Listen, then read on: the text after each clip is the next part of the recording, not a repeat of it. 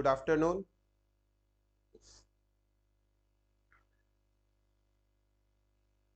तो तुम लोगों को ऑडियो वीडियो क्वालिटी सही आ रहा है?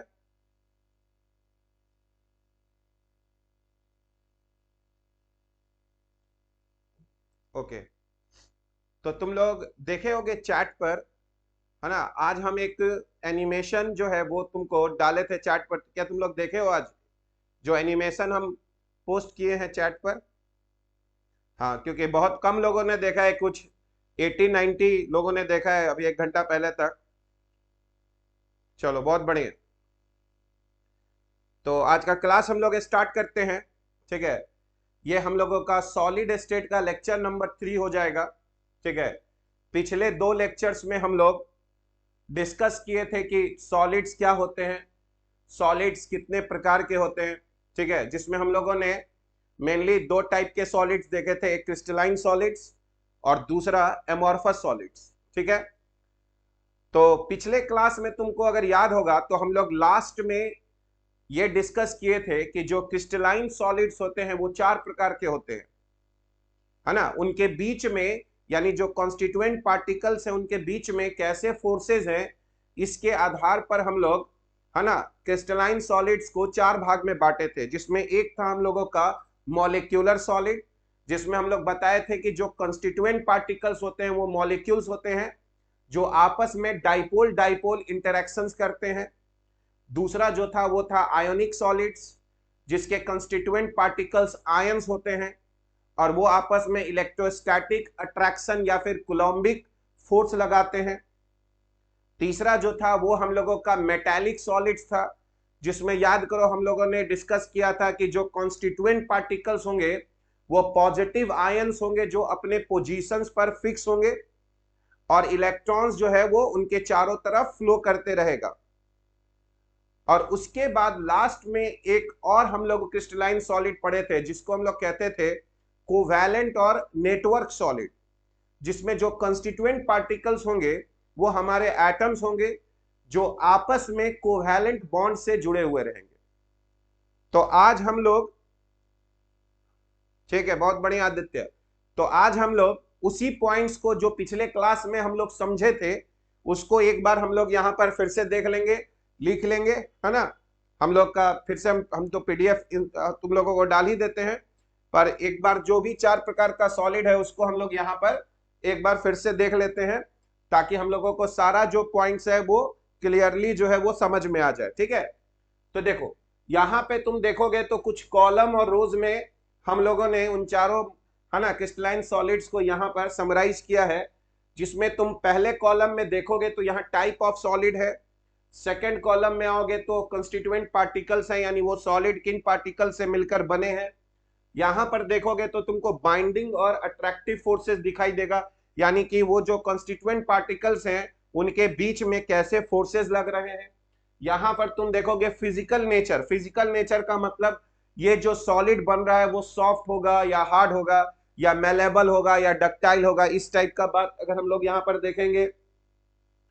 इलेक्ट्रिकल कंडक्टिविटी देखेंगे कि क्या ये सॉलिड इलेक्ट्रिसिटी को कंडक्ट कर सकता है कि नहीं कर सकता, ये काफी इंपॉर्टेंट फीचर होगा हम लोगों का।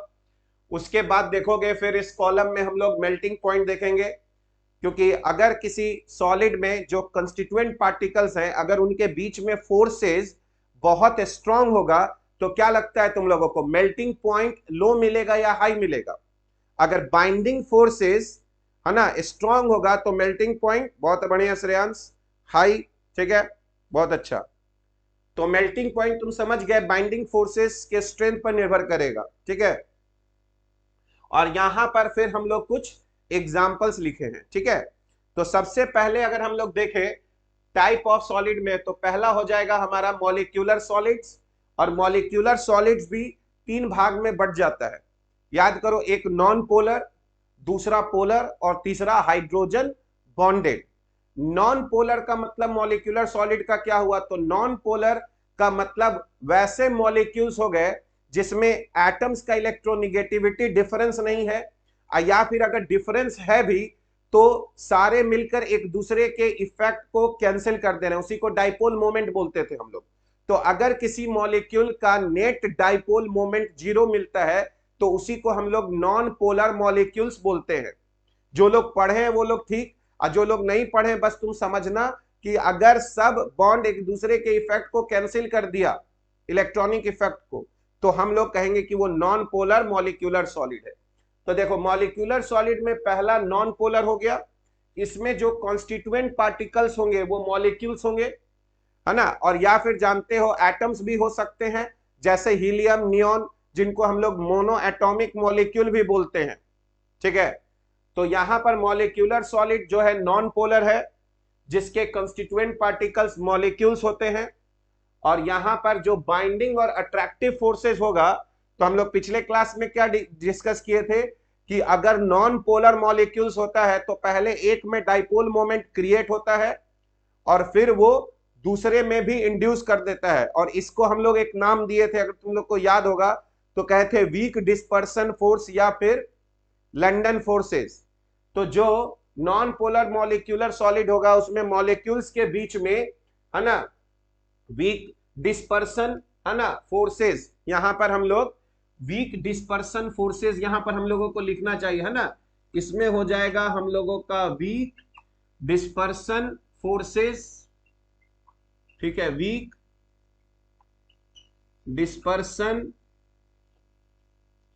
ठीक है, weak dispersion forces, weak dispersion forces और लंडन फोर्सेस इसमें लगता है। ठीक है, कंस्टिट्यूएंट पार्टिकल्स के बीच में।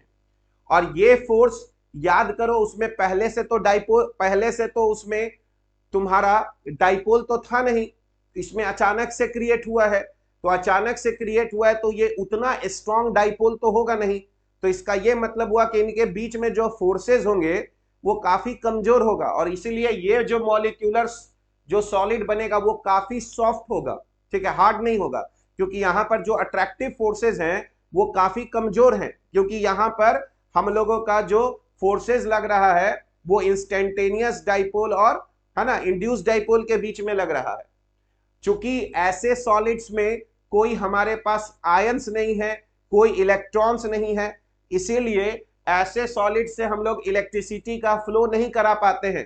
ठीक है, इसीलिए इनको हम लोग इंसुलेटर के कैटेगरी में रखते हैं कि ये इलेक्ट्रिसिटी, है ना, के को फ्लो अपने थ्रू होने नहीं देंगे। उसके बाद अगर मेल्टिंग पॉइंट देखो, तो जैसा कि हम लोग देख रहे हैं कि यहाँ पर फोर्सेस वीक है, तो जो मेल्टिंग पॉइंट है ये हम लोगों को कम मिलेगा।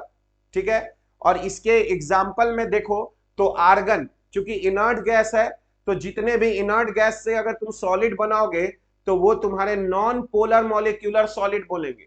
और यहां पर देखो I2, I2 में दोनों एटम सेम है ना, तो ये नॉन पोलर बॉन्ड बना रहा है, इसीलिए ये भी नॉन पोलर मॉलिक्यूलर सॉलिड हो गया।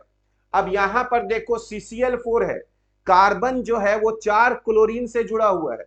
अब कार्बन और क्लोरीन के बीच में तो इलेक्ट्रोनिगेटिविटी डिफरेंस है, लेकिन यहां पर क्या है, तुम्हारे पास 4 पोलर बॉन्ड्स है, पर ये जो स्पेस में रहेगा चारों बॉन्ड वो सब एक दूसरे के इफेक्ट को कैंसिल कर देगा, और यही कारण है कि ये भी हमारा नॉन पोलर मॉलिक्यूल्स है।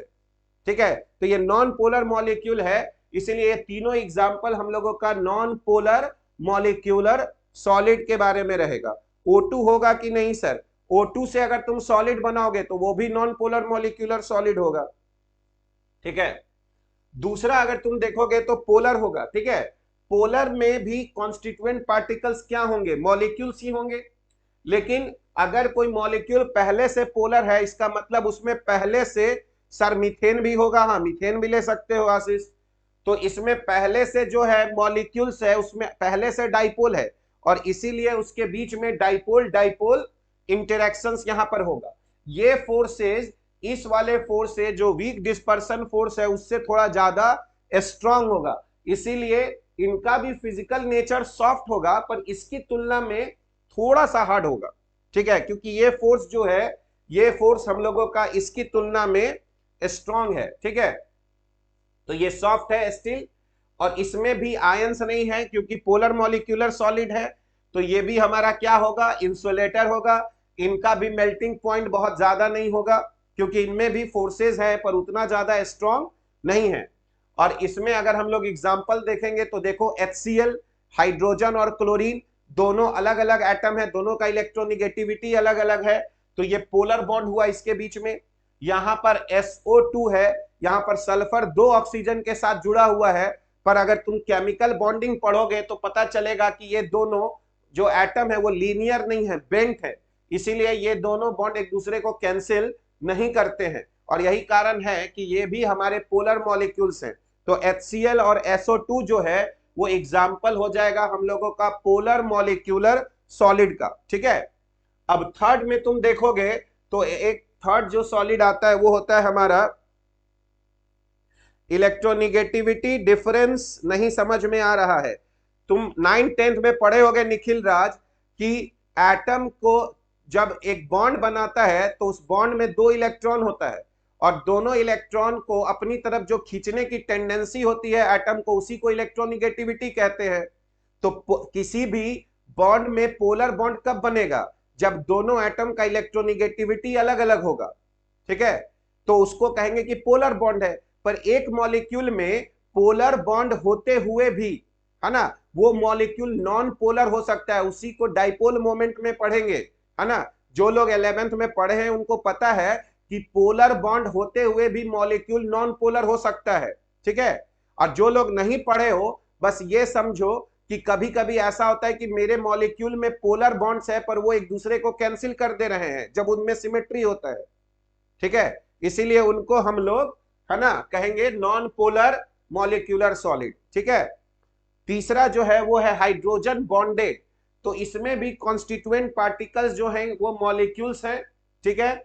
और तुम अगर बाइंडिंग फोर्सेस देखोगे तो इसमें भी डाइपोल डाइपोल अट्रैक्शन है, पर उस डाइपोल डाइपोल अट्रैक्शन को हम लोग यहाँ हाइड्रोजन बॉन्डिंग कहते हैं।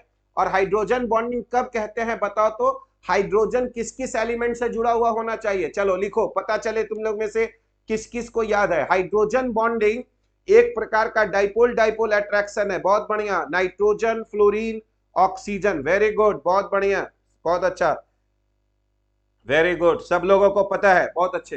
तो यहां पर हम लोग हाइड्रोजन बॉन्डिंग तब कहते हैं जब हमारा हाइड्रोजन जो है वो नाइट्रोजन ऑक्सीजन और फ्लोरीन से जुड़ा हुआ रहता है।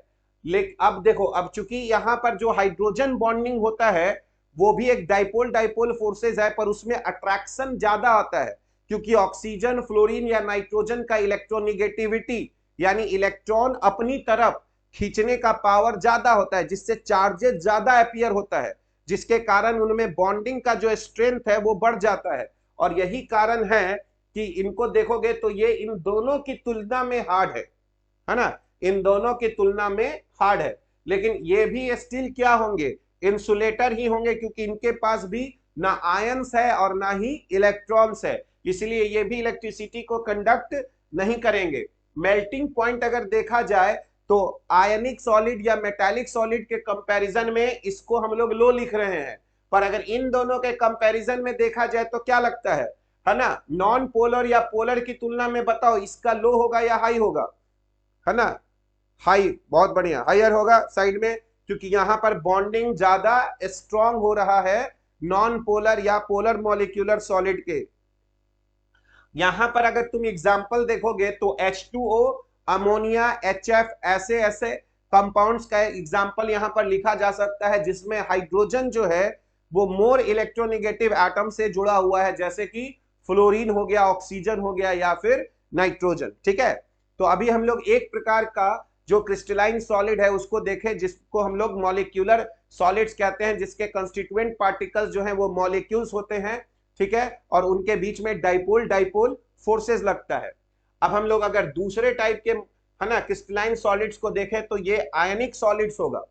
अगर आयनिक सॉलिड्स के बारे में बात किया जाए तो जैसा कि हम लोग जानते हैं आयनिक सॉलिड्स में जो कंस्टिट्यूएंट पार्टिकल्स होंगे हम लोगों के वो आयंस होंगे, ठीक है, यानी उसमें कटायन होगा, एनायन होगा, बहुत सारा कटायंस होंगे, बहुत सारे एनायंस होंगे जो आपस में एक रेगुलर ऑर्डर में जुड़ के एक 3 डायमेंशनल स्ट्रक्चर बना रहे होंगे, ठीक है। तो जानते हो जब भी तुम्हारे पास चार्ज पार्टिकल्स होता है तो उनके बीच में फोर्सेस लगते हैं, उस फोर्स को हम लोग कूलम्बिक फोर्स या इलेक्ट्रोस्टैटिक फोर्स बोलते हैं। अगर चार्जेस का नेचर अपोजिट है तो अट्रैक्शन होता है, और अगर चार्जेज का नेचर सेम हो तो रिपल्सन होता है, ठीक है। तो चूंकि यहां पर जब आयनिक सॉलिड्स बनेगा तो मेरे पास कटायंस होंगे और एनायंस होंगे, तो ऑब्वियसली उनके बीच में हम लोगों का अट्रैक्शन होगा, तो उसको यहां पर इलेक्ट्रोस्टैटिक या फिर कोलम्बिक फोर्सेस बोला जा रहा है, ठीक है। ये फोर्स जो है ये इन तीनों की तुलना में ज्यादा स्ट्रॉन्ग फोर्स होगा, क्योंकि यहां पर आयंस होंगे और आयंस में पूरे यूनिट का पॉजिटिव या निगेटिव चार्ज रहेगा। जैसे NaCl को अगर बोलोगे तो Na प्लस बोलते हो, Cl माइनस बोलते हो, यानी एक पर +1 यूनिट का चार्ज है, दूसरे पे -1 यूनिट का चार्ज है। तो उनके बीच में जो कंस्टिट्यूएंट पार्टिकल्स है, यहाँ पर जो आयंस है, उनके बीच में जो फोर्सेस होंगे वो काफी स्ट्रॉन्ग फोर्सेस होंगे। और यही कारण है कि अगर तुम यहाँ पर इनका फिजिकल नेचर देखो तो ये तुम्हारे हार्ड और ब्रिटल होंगे। ब्रिटल क्यों होंगे, तो ये पिछले क्लास में हम लोग बता चुके हैं कि कटायंस के चारों ओर एनायंस होते हैं, एनायंस के चारों ओर कटायंस होते हैं। तो जब हम लोग फोर्स लगाते हैं तो क्या होता है कि दो कटायंस और दो एनायंस एक दूसरे को फेस करने लगते हैं, जिससे उनके बीच में रिपल्सन होने लगता है और वो मटेरियल वहां से फ्रैक्चर हो जाता है। इसीलिए हम लोग बोलते हैं कि जो आयनिक सॉलिड्स होते हैं वो ब्रिटल नेचर के होते हैं, ठीक है। यहां पर एक इंपॉर्टेंट पॉइंट था जो हम लोग ने पिछले क्लास में डिस्कस किया था कि आयनिक सॉलिड्स में आयंस होते हैं, लेकिन वो सॉलिड स्टेट में फ्रीली मूव नहीं कर सकते हैं, क्योंकि कटायन को एनायन आपस में पकड़े हुए हैं, जो एनायन है उसको कटायन आपस में पकड़े हुए हैं।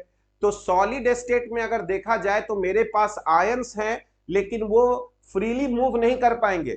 इसीलिए अगर हम लोग आयनिक सॉलिड्स में से इलेक्ट्रिसिटी पास करना चाहें अगर सॉलिड स्टेट में, तो क्या पास होगा, बताओ, यस और नो, क्या पास होगा? सॉलिड स्टेट में अगर हम लोग आयनिक सॉलिड से इलेक्ट्रिसिटी पास करना चाहें, वेरी गुड, बहुत बढ़िया, सब लोग सुन रहे हो क्लास को अच्छे से, वेरी गुड। तो वो पास नहीं होगा, क्योंकि ions they are not free to move, वो फ्रीली मूव कर नहीं पाएंगे, ठीक है। लेकिन अगर हम लोग उस आयनिक सॉलिड को मेल्ट कर दें, है ना, यानी मोल्टेन स्टेट में ले जाएं, यानी लिक्विड स्टेट में ले जाए, जहां पर आयंस के बीच में जो अट्रैक्शन होगा वो काफी कम हो जाएगा, जिसके कारण अगर अब हम उनको बैटरी से जोड़ते हैं, है ना, तो वहां पर आयंस जो है वो फ्री मूव करना शुरू कर देंगे। यानी हम इलेक्ट्रिसिटी फ्लो करा सकते हैं, है ना, कब? मोल्टेन स्टेट में या फिर एक्वस सॉल्यूशन में। यानी अगर हम लोग वाटर लें और उसमें आयनिक सॉलिड्स को डाल दें, तो जैसे कि हम लोग जानते हैं कि जब आयनिक सॉलिड्स को हम लोग वाटर में डालेंगे तो आयंस टूटकर अलग हो जाएंगे। तो अब एक आयन दूसरे आयन से जुड़ा हुआ नहीं है, तो अब आयंस यहां पर मूव कर सकते हैं। इसीलिए आयनिक सॉलिड्स जो है वो इलेक्ट्रिसिटी कंडक्ट कर सकता है, पर किस स्टेट में? या तो मोल्टेन स्टेट में और या तो फिर एक्वस सॉल्यूशन में। ये काफी इंपॉर्टेंट पॉइंट है और ये बहुत बार एग्जाम में पूछा गया है, नीट या जेईई के एग्जाम में, कि ऐसा कौन सा सॉलिड है जो सॉलिड स्टेट में तो इलेक्ट्रिसिटी को कंडक्ट नहीं करता है, लेकिन अगर हम मोल्टेन स्टेट में रखें या फिर अगर हम लोग उसको एक्वस सॉल्यूशन में डालें तो वो इलेक्ट्रिसिटी को कंडक्ट करने लगेगा। तो इसका हम लोगों को आंसर जो मिलेगा वो आयनिक सॉलिड है, ठीक है। इसीलिए तुम देखोगे कि यहां पर लिखा गया है insulator in solid state but conductors in molten state और इन एक्वस सॉल्यूशन। और जैसा कि अभी तक हम लोग देख चुके हैं कि जो आयंस होते हैं उनके बीच में स्ट्रॉन्ग कुलम्बिक फोर्सेस होते हैं, ठीक है। इसी के कारण इनका अगर हम लोग मेल्टिंग पॉइंट बोले तो इनका मेल्टिंग पॉइंट काफी हाई होगा, ठीक है, इनका मेल्टिंग पॉइंट काफी हाई होगा। जैसे कि अगर हम लोग एग्जांपल में देखें तो NaCl, MgO जो अल्कली मेटल्स होते हैं, जैसे याद करो तुम्हारे पास हो गया lithium, sodium, potassium, rubidium, caesium, और अल्कलाइन अर्थ मेटल्स हो गए जैसे कि beryllium, magnesium, calcium, strontium, barium. तो इन सब को अगर तुम इन सब का सॉल्ट बनाओगे तो वो सॉल्ट जो हमारा वो आयनिक सॉलिड कहलाएगा, ठीक है। यहां पर अब यहां पर एक चीज अगर हम तुमको बोले तो शायद अगर तुम लोग इस बात को रिलेट कर पाओ, समझ पाओ, कटायन और एनायन, अगर एक कटायन को अगर हम अपने हाथ में पकड़े हुए, यहां पर मान लो अगर ये कटायन है, अगर हम यहां पर कटायन रखते हैं और ये सपोज करो ये एनायन है, तो अगर हम यहां पर रखेंगे कटायन और एनायन को तो यहां पर भी अट्रैक्शन होगा, यहां पे रखेंगे तो भी अट्रैक्शन होगा, यहां पर रखेंगे तो भी अट्रैक्शन होगा। यानी कटायन और एनायन को हम कहीं पर भी रखें तो अट्रैक्शन होता है ना। यानी इसी को हम लोग कहते हैं कि जो आयनिक बॉन्ड्स होते हैं वो नॉन डायरेक्शनल होते हैं। नॉन डायरेक्शनल, बहुत बढ़िया, मतलब उनमें कोई खास डायरेक्शन से आने की जरूरत नहीं है, यानी कटायन और एनायन को खास डायरेक्शन से आने की जरूरत नहीं है। तो आयनिक बॉन्ड्स जो है वो नॉन डायरेक्शनल होते हैं, ठीक है, ठीक है। और जो कोवैलेंट बॉन्ड्स होते हैं उनमें ओवरलैपिंग होता है ऑर्बिटल्स का, तो वो एक खास डायरेक्शन से जब आएंगे तभी बॉन्ड बनता है। इसीलिए covalent bonds are directional in nature, while जो आयनिक बॉन्ड्स होते हैं वो हमारे नॉन डायरेक्शनल नेचर के होते हैं, ठीक है। ये बात तुम लोग समझ रहे होगे। पिछले क्लास में एक वर्ड हम यूज किए थे, अगर तुम लोग को याद होगा, पॉलीमॉर्फिज्म। पॉलीमॉर्फिज्म, तो पॉलीमॉर्फिज्म का हम लोग एक वर्ड बोले थे कि अगर एक क्रिस्टलाइन सॉलिड अलग अलग फॉर्म में पाया जाता है, अगर एक सॉलिड अलग अलग क्रिस्टलाइन स्ट्रक्चर में पाया जाता है तो उसी को हम लोग पॉलीमॉर्फिज्म कहते हैं, याद है। तो एक तुमको आइसोमॉर्फिज्म भी वर्ड आएगा, आइसोमॉर्फिज्म।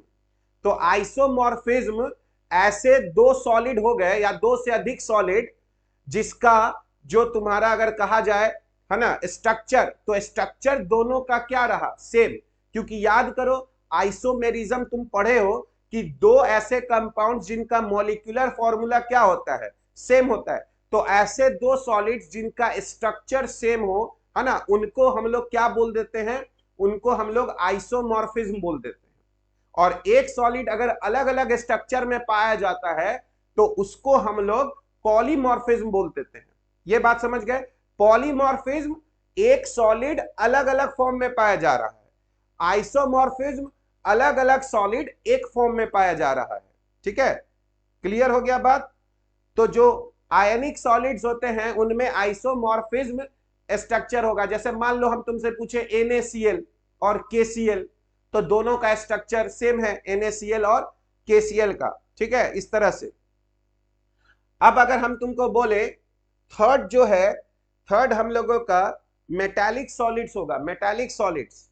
तो मेटालिक सॉलिड्स में याद करो हम लोग बताए थे कि मेटालिक सॉलिड्स में जो कंस्टिट्यूएंट पार्टिकल्स होते हैं वो आयंस होते हैं, वो कटायंस होते हैं।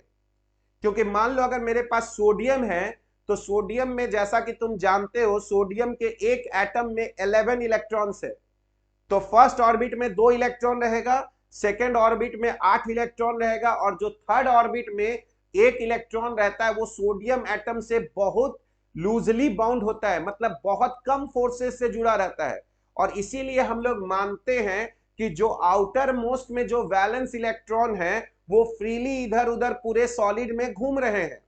इसीलिए आइसोमॉर्फिज्म का properties identical, properties structure identical है, स्ट्रक्चर बोल रहे हैं, है ना, स्ट्रक्चर आइडेंटिकल है। जैसे मान लो अभी हम पढ़ाएंगे कि एक क्रिस्टलाइन सॉलिड का एक स्ट्रक्चर है क्यूबिक, तो एक का अगर क्यूबिक है तो दूसरे का भी क्यूबिक हो गया। मान लो एक जो सॉलिड है MgSO4.7H2O है और दूसरा भी कोई सॉलिड उसी तरह MsO4.7H2O है, तो दोनों का स्ट्रक्चर क्या रहा, सेम हो गया। उसी को तुम एक तरह से सोचो ना कि मॉलिक्यूलर फॉर्मूला सेम हो गया, ठीक है। मतलब मेटल अलग है, बाकी सबका प्रॉपर्टीज वही रहेगा, ठीक है। तो हम लोग यहां पर डिस्कस कर रहे थे कि जो मेटालिक सॉलिड्स होते हैं उनमें कॉन्स्टिट्यूएंट पार्टिकल्स पॉजिटिव आयंस होते हैं, पॉजिटिव आयंस होते हैं। और जो इन अ सी ऑफ डिलोकलाइज्ड इलेक्ट्रॉन्स, जो कि घिरे रहते हैं बहुत सारे इलेक्ट्रॉन से, उसी को यहां पर सी ऑफ डिलोकलाइज्ड इलेक्ट्रॉन्स। डिलोकलाइज्ड का मतलब हुआ कि वो इलेक्ट्रॉन किसी एक से बंधा हुआ नहीं है, वो सबके चारों ओर इधर उधर घूम रहा है, जिसके कारण जो है वो पॉजिटिव आयन एक दूसरे को रिपेल नहीं कर पाते हैं क्योंकि उनके बीच में बहुत सारे इलेक्ट्रॉन्स आ गए। और याद करो इन्हीं पॉजिटिव आयंस और इलेक्ट्रॉन्स के बीच में जो बॉन्डिंग होगा, जो फोर्सेस लगेगा, उस फोर्सेस को एक वर्ड बोले थे, बताओ क्या बोले थे, एक वर्ड। जो पॉजिटिव आयंस और इलेक्ट्रॉन्स के बीच में जो अट्रैक्शन होता है उसी अट्रैक्शन को क्या कहते हैं, उस फोर्सेस को क्या कहते हैं, मेटालिक बॉन्डिंग। बहुत बढ़िया हनु, है ना, उसको हम लोग मेटालिक बॉन्डिंग कहते हैं, जो पॉजिटिव आयंस और इलेक्ट्रॉन्स के बीच में लगते हैं, ठीक है। इसीलिए तुम देखोगे तो यहां पर लिखा गया बॉन्डिंग को मेटालिक बॉन्डिंग। ठीक है। और ये बॉन्डिंग भी काफी स्ट्रांग होता है, इसीलिए जो मेटालिक सॉलिड्स होते हैं, जैसे तुम आयरन को देखो, है ना, टाइटेनियम को देखो, ये सब काफी हार्ड होता है मेटालिक सॉलिड्स। ठीक है। और साथ ही साथ चूंकि यहां पर सिर्फ पॉजिटिव आयंस है, तो अगर तुम हैमरिंग करोगे तो एक पॉजिटिव आयन दूसरे पॉजिटिव आयन से ही रिप्लेस होगा। और यही कारण है कि हम लोग पिछले क्लास में डिस्कस किए थे कि जो मेटालिक सॉलिड्स होते हैं वो हमारा मेलेबल और डक्टाइल होते हैं, यानी उनको हम लोग हैमरिंग करके उनका शीट बना सकते हैं या उनसे वायर को ड्रॉ कर सकते हैं। ठीक है। हाँ, मेलेबल एंड डक्टाइल होते हैं। और साथ ही साथ जो हमारे मेटालिक जो सॉलिड्स हैं उनके पास फ्री इलेक्ट्रॉन्स हैं, इसीलिए अगर हम किसी मेटालिक सॉलिड को एक बैटरी से अगर कनेक्ट करेंगे तो वहां से हम लोगों को इलेक्ट्रिसिटी फ्लो करने लगेगा, यानी ये सॉलिड स्टेट में भी इलेक्ट्रिसिटी को फ्लो, है ना, करा सकते हैं क्योंकि उनके पास फ्री इलेक्ट्रॉन्स है। और इन्हीं फ्री इलेक्ट्रॉन्स के कारण याद करो हम बताए थे कि जब तुम सनलाइट डालते हो तो ये फ्री इलेक्ट्रॉन्स एनर्जी लेकर वाइब्रेशन करने लगते हैं, जिससे और एनर्जी रिलीज होता है और उससे एक स्पेशल टाइप का हम लोगों को एक चमक दिखाई देता है जिसको हम लोग लस्टर प्रॉपर्टी कहते हैं, और वो भी फ्री इलेक्ट्रॉन्स के कारण ही होता है। ठीक है। तो यहां पर देखोगे कंडक्टर्स जो है वो solid as well as in molten state, solid state में जब इलेक्ट्रॉन्स है तो मॉल्टेन स्टेट में भी रहेगा, और इसीलिए ये इलेक्ट्रिसिटी को कंडक्ट कर सकते हैं। अगर इनके मेल्टिंग पॉइंट के बारे में बात किया जाए तो ये काफी, इनका मेल्टिंग पॉइंट हाई होगा क्योंकि इनके बीच में स्ट्रॉन्ग जो है वो फोर्सेस लग रहे हैं, मेटालिक बॉन्डिंग काफी स्ट्रॉन्ग बॉन्डिंग होता है, इसलिए फेयरली हाई इनका मेल्टिंग पॉइंट रहेगा। और अगर हम लोग इसका एग्जाम्पल देखें तो यहां पर आयरन, कॉपर, सिल्वर, ये सब हमारे एग्जाम्पल्स हो जाएंगे मेटालिक सॉलिड का। ठीक है। अब हम लोग जो लास्ट टाइप का जो सॉलिड है, काफी इंपॉर्टेंट सॉलिड है, जिसको हम लोग कहते हैं कोवैलेंट और नेटवर्क सॉलिड। तो देखो कोवैलेंट वर्ड से तो मतलब समझ गए कि इसमें जो कॉन्स्टिट्यूएंट पार्टिकल्स हो गए उनके बीच में कोवैलेंट बॉन्ड बनेगा। ठीक है। इसमें क्या था, डाइपोल डाइपोल था, इसमें इलेक्ट्रोस्टैटिक फोर्स था, इसमें मेटालिक बॉन्डिंग था, जबकि कोवैलेंट और नेटवर्क सॉलिड में जो कंस्टिट्यूएंट पार्टिकल्स होंगे वो एटम्स होंगे और उनके बीच में कोवैलेंट बॉन्डिंग होगा। Metallic bonding always attractive force होता है आदित्य, बॉन्डिंग जब भी बोलोगे तो अट्रैक्टिव फोर्स को बोला जाता है, इसीलिए हम लोग, है ना, यहां पर पॉजिटिव आयंस और इलेक्ट्रॉन्स के बीच का ले रहे हैं, इलेक्ट्रॉन्स इलेक्ट्रॉन्स या फिर आयंस आयंस के बीच का नहीं बात कर रहे हैं, समझ गए। जब कभी भी बॉन्डिंग बोलोगे तो अट्रैक्टिव फोर्स होगा। ठीक है। तो यहां पर एटम्स होंगे और यहां पर कोवैलेंट बॉन्डिंग होगा। ठीक है। अब अगर तुम यहां पर देखोगे फिजिकल नेचर में तो इसमें एक एक्सेप्शन आ जाता है। नॉर्मली जो हमारे तुम्हारे कोवैलेंट या जो नेटवर्क सॉलिड होते हैं वो हार्ड होते हैं, जैसे डायमंड हो गया, है ना, सिलिकॉन कार्बाइड हो गया, एल्यूमिनियम नाइट्राइड हो गया। लेकिन इसमें एक एक्सेप्शन आ जाता है, ग्रेफाइट। तो ग्रेफाइट काफी सॉफ्ट है, जबकि अगर डायमंड के बारे में अगर हम लोग बात करें तो उसका हार्डनेस बहुत ज्यादा है। इसीलिए तुम देखोगे कि यहां पर कोवैलेंट बॉन्डिंग के बाद इसको दो भाग में बांट दिया गया कि कुछ कोवैलेंट सॉलिड जो है वो हार्ड है और कुछ हमारे सॉफ्ट है। ठीक है। और यहां पर अगर देखा जाए उसी तरह से तो जो हार्ड होते हैं वो इंसुलेटर्स होते हैं, यानी उनके थ्रू तुम इलेक्ट्रिसिटी को फ्लो नहीं करा सकते हो। पर जानते हो जो ग्रेफाइट होता है सॉफ्ट, उसमें फ्री इलेक्ट्रॉन्स आ जाता है, जिसके कारण ग्रेफाइट जो है वो इलेक्ट्रिसिटी को कंडक्ट करता है। क्यों करता है वो अभी हम लोग डिस्कस करेंगे, पर इतना तो तुम लोग जानते होंगे कि डायमंड और ग्रेफाइट दो एलोट्रॉप्स है कार्बन का। डायमंड में फ्री इलेक्ट्रॉन्स नहीं है, इसलिए वो इलेक्ट्रिसिटी को कंडक्ट नहीं करते हैं, लेकिन चूंकि उनमें स्ट्रॉन्ग बॉन्ड्स होते हैं तो वो हीट को, है ना, कंडक्ट करते हैं। पिछले क्लास में बताए थे diamonds are very good conductor of heat but very bad conductor of electricity. ठीक है। जबकि ग्रेफाइट को देखा जाए तो उसके थ्रू इलेक्ट्रिसिटी हम लोगों का पास हो सकता है और वो, है ना, हीट भी कंडक्ट कर सकता है क्योंकि उसके पास फ्री इलेक्ट्रॉन्स है। अगर तुम मेल्टिंग पॉइंट देखो तो चूंकि इनमें स्ट्रॉन्ग कोवैलेंट बॉन्ड होता है, जैसे कि एक डायमंड के रिस्पेक्ट में अगर देखा जाए तो इनका जो मेल्टिंग पॉइंट है वो सबसे ज्यादा है। तो अगर कहा जाए कि सबसे ज्यादा मेल्टिंग पॉइंट किस सॉलिड का होता है मॉलिक्यूलर, आयनिक, है ना, मेटालिक, या फिर कोवैलेंट या नेटवर्क सॉलिड, तो हम लोग कोवैलेंट और नेटवर्क सॉलिड ही बोलेंगे, क्योंकि उसी के कैटेगरी में डायमंड आता है। तो जो हम लोग SiO2 बोलते हैं, सिलिका, याद करो जिसमें हर एक सिलिकॉन 4 ऑक्सीजन से जुड़ा हुआ है, सिलिकॉन कार्बाइड। तो तुम यहां पर ध्यान से देखोगे तो दोनों के बीच में सिलिकॉन के पास भी 4 एटम है, वैलेंस इलेक्ट्रॉन, और कार्बन में भी 4 वैलेंस इलेक्ट्रॉन है, ठीक है। तो ये सिलिकॉन कार्बाइड हो गया, SiO2 हो गया, एल्यूमिनियम नाइट्राइड हो गया। एल्यूमिनियम में देखोगे तो 3 वैलेंस इलेक्ट्रॉन हो गया, नाइट्रोजन में देखोगे तो 5 वैलेंस इलेक्ट्रॉन हो गया, तो एवरेज लोगे तो 4 आएगा। तो नॉर्मली क्या है, सिलिकॉन में अगर हम लोग यहाँ पे एल्यूमिनियम नाइट्राइड में देखें तो यहाँ पर एल्यूमिनियम नाइट्राइड में जो है एवरेज वैलेंसी 4 आ रहा है, सिलिकॉन कार्बाइड में भी एवरेज वैलेंसी 4 आ रहा है, डायमंड में तो कार्बन ही है, वो तो 4 बॉन्ड बनाता ही है, ठीक है। तो नॉर्मली कोवैलेंट सॉलिड का एग्जाम्पल याद रखना है, डायमंड है, SiO2 है, एल्यूमिनियम नाइट्राइड है, सिलिकॉन कार्बाइड है, ये 4 याद रखना है कि ये हमारे कोवैलेंट सॉलिड है। सिलिका और सिलिकॉन दोनों सेम नहीं है, सिलिका एक कंपाउंड है जबकि सिलिकॉन एक एलिमेंट है, ठीक है। SiO2 को हम लोग सिलिका कह रहे हैं, सिलिकॉन जो है वो एलिमेंट होता है Si। जबकि अगर हम लोग ग्रेफाइट को देखें तो वो कंडक्टर है ना। तो कोवैलेंट और नेटवर्क सॉलिड सोचो दो कैटेगरी में बट गया, एक जो हार्ड है जैसे कि डायमंड, और दूसरा जो सॉफ्ट है जैसे कि ग्रेफाइट। इंपॉर्टेंट पॉइंट क्या है कि डायमंड जो है वो इलेक्ट्रिसिटी कंडक्ट नहीं करता है, लेकिन जो ग्रेफाइट है वो हम लोगों का इलेक्ट्रिसिटी कंडक्ट करता है। अभी हम बताएंगे आदित्य, अभी वही बता रहे हैं, एक्सप्लेन कर रहे हैं। तो अभी हम लोग इसका पहले एक फोटो ले लेते हैं, फिर डायमंड और ग्रेफाइट के बारे में डिस्कस करते हैं हम लोग।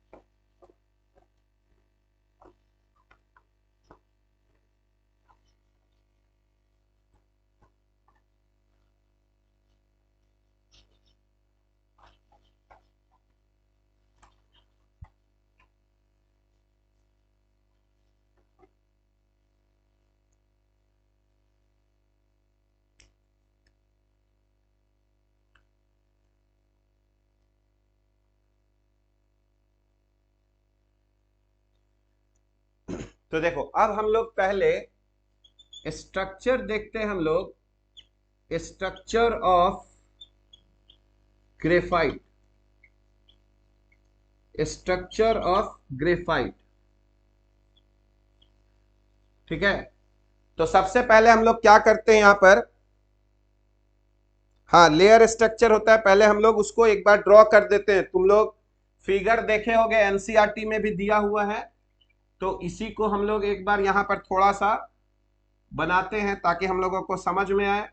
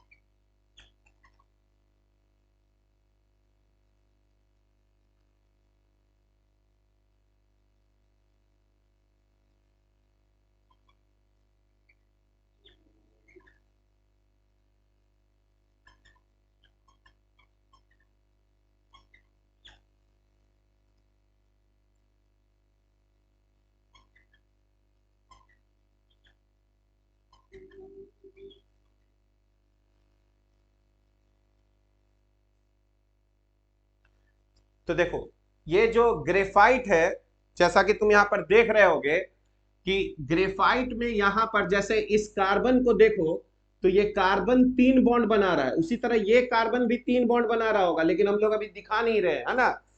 तो यहां पर देखोगे तो हर कार्बन एटम 3 बॉन्ड बना रहा है। जो तीसरा बॉन्ड तुम नहीं देख रहे होगे, वो सोचो कि कुछ इस तरीके से हो रहा होगा। हर कार्बन जो है वो 3 बॉन्ड बना रहा होगा, ठीक है। हर कार्बन जो है वो 3 बॉन्ड बना रहा होगा। तो ये एक लेयर स्ट्रक्चर हो गया, एक लेयर हो गया। उसी तरह यहां पर देखो, तो यहां पर तुमको एक दूसरा लेयर यहां पर दिखाई देगा। यहां पर एक दूसरा लेयर इस तरह से दिखाई देगा। तो ये यहां पर लेयर स्ट्रक्चर है ग्रेफाइट के बीच में, जहां हर कार्बन एटम कितना बॉन्ड बना रहा है, तो हर कार्बन एटम यहां पर 3 बॉन्ड बना रहा है, लेयर स्ट्रक्चर है।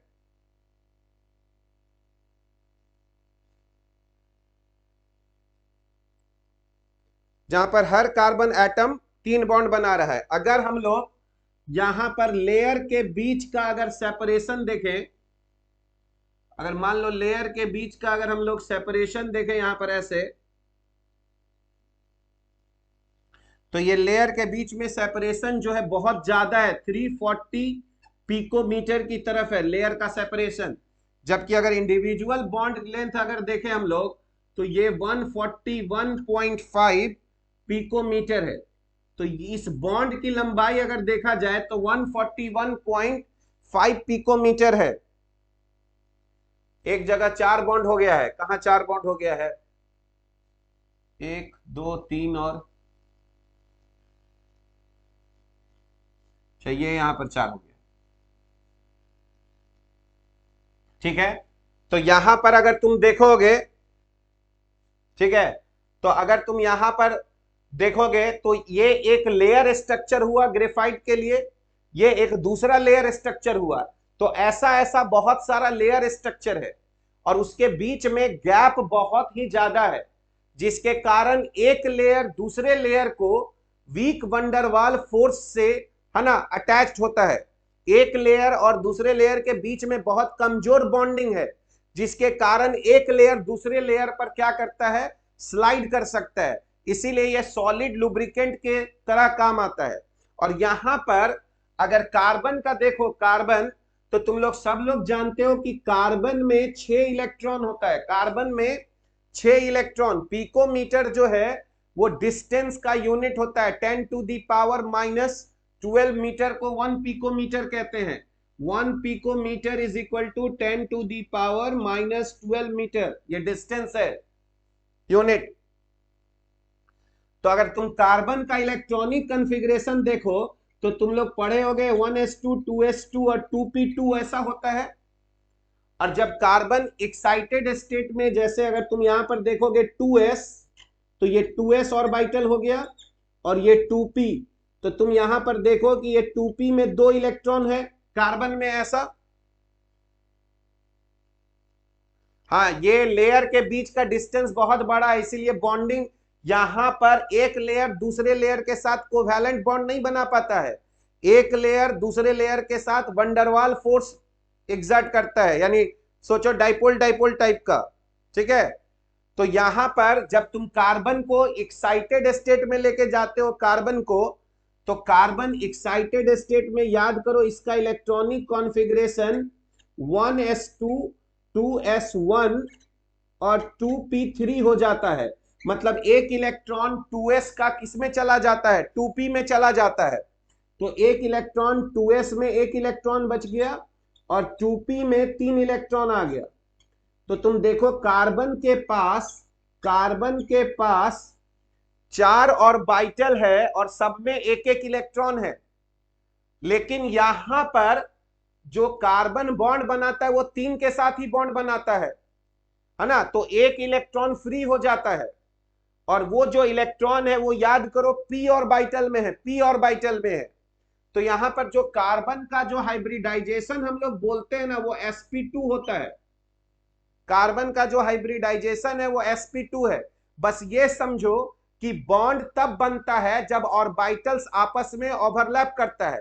तो कार्बन यहां पर क्या कर रहा है, 3 बॉन्ड बना रहा है, तो वो 3 ऑर्बिटल को मिक्स कर देता है, उसी को हाइब्रिडाइजेशन बोलते हैं। अभी यहां पर जरूरत नहीं है, जो पढ़े हैं लोग जानते हैं, और नहीं तो जो लोग नहीं पढ़े हो बस इतना समझो कि कार्बन यहां जब ग्रेफाइट में 3 बॉन्ड बनाता है तो उसको sp2 हाइब्रिडाइज कहते हैं, और एक इलेक्ट्रॉन यहां पर फ्री हो गया है। वही इलेक्ट्रॉन यहां पर घूमता है जिसके कारण हम लोगों को इलेक्ट्रिसिटी मिल रहा है। तो कार्बन ग्रेफाइट में लेयर्ड स्ट्रक्चर है, 2 लेयर के बीच में गैप बहुत ज्यादा है, इसलिए उनके बीच में बहुत वीक बॉन्डिंग है, जिसके कारण एक लेयर दूसरे लेयर पर स्लाइड कर जाता है। ठीक है, तो इस बात को अगर हम लोग यहां पर लिखना चाहें तो थोड़ा सा हम यहां पर लिख देते हैं कुछ पॉइंट्स जो हम लोगों को ऑब्जेक्टिव में काम आता है। ठीक है, तो यहां पर हम लोग लिखेंगे कि यहां पर हम लोग लिखेंगे कि इन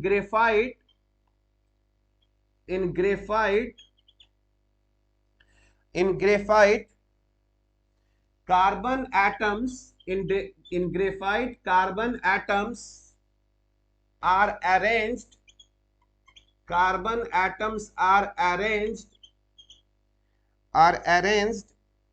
in different layers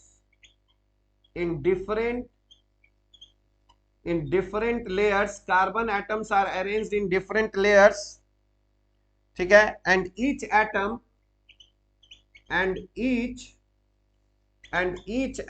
is covalently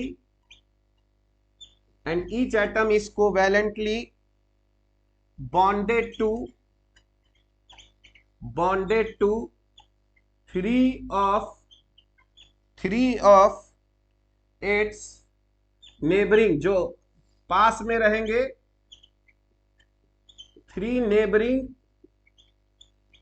atoms in the same layer, उसी लेयर में, है ना, कार्बन जो है वो 3 बॉन्ड बनाता है, और इसलिए इस कार्बन को हम लोग sp2 हाइब्रिडाइज कह देते हैं। ठीक है, the fourth valence electron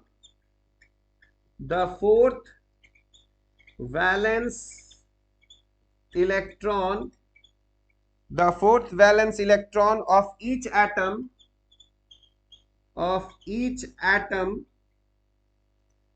is present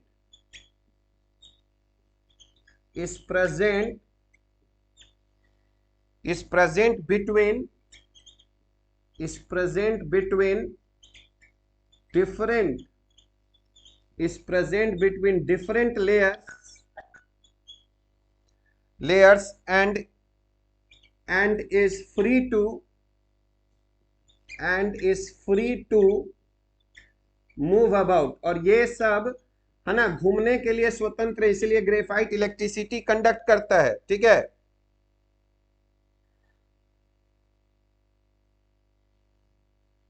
इसी के कारण ये हमारा गुड कंडक्टर ऑफ इलेक्ट्रिसिटी हो गया। ये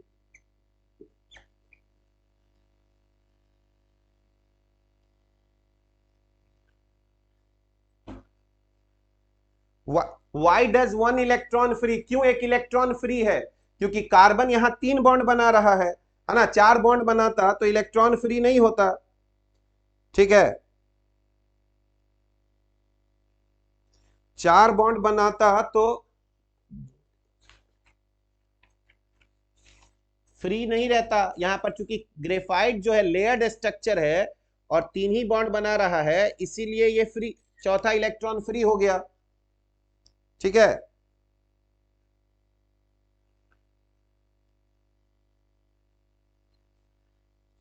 अब यहां पर क्या है कि जो डिफरेंट लेयर्स है, डिफरेंट लेयर्स, है ना, different layers can slide one over the other. जो डिफरेंट लेयर्स है, एक लेयर्स दूसरे लेयर पर स्लाइड कर सकता है, क्यों कर सकता है ना, can slide one over the other due to due to weak van der Waals forces, due to weak van der Waals forces. याद करो, जो मॉलिक्यूल्स के बीच में फोर्स लगता है उसको हम लोग वीक वंडरवाल फोर्सेस बोलते हैं। ठीक है, this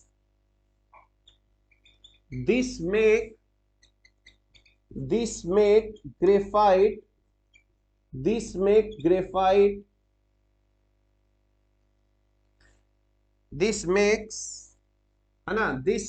graphite a soft solid and a good solid lubricant क्योंकि इसका एक लेयर दूसरे लेयर पर स्लाइड कर सकता है। तो देखो, जो ग्रेफाइट है, ग्रेफाइट में हर कार्बन एटम अपने लेयर में 3 बॉन्ड बना रहा है, और जो चौथा इलेक्ट्रॉन पी ऑर्बिटल में है, सोचो अगर ये लेयर है तो पी ऑर्बिटल ऐसे रहेगा, आधा लोब ऊपर और आधा लोब नीचे। तो जब सब पी ऑर्बिटल एक दूसरे से ओवरलैप करेगा तो याद, लुब्रिकेंट्स का मतलब क्या होता है? लुब्रिकेंट्स जिससे तुम फ्रिक्शन को कम करते हो, लुब्रिकेंट को मतलब होता है ना।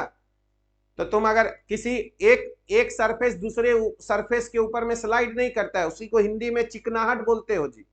ठीक है, जैसे हाँ कैरम पाउडर छिड़कते हो, है ना, जब तुम खेलते हो कैरम, ठीक है, और जो तुम्हारा उसको क्या कहते हो तुम, स्ट्राइकर जो है, अगर वो स्ट्राइकर स्लिप नहीं हो रहा है तो तुम पाउडर छिड़क देते हो, तो वहां फ्रिक्शन को तुम कम कर देते हो। तो लुब्रिकेंट वो मटेरियल हुआ जिससे फ्रिक्शन जो है उसको हम लोग कम करते हैं।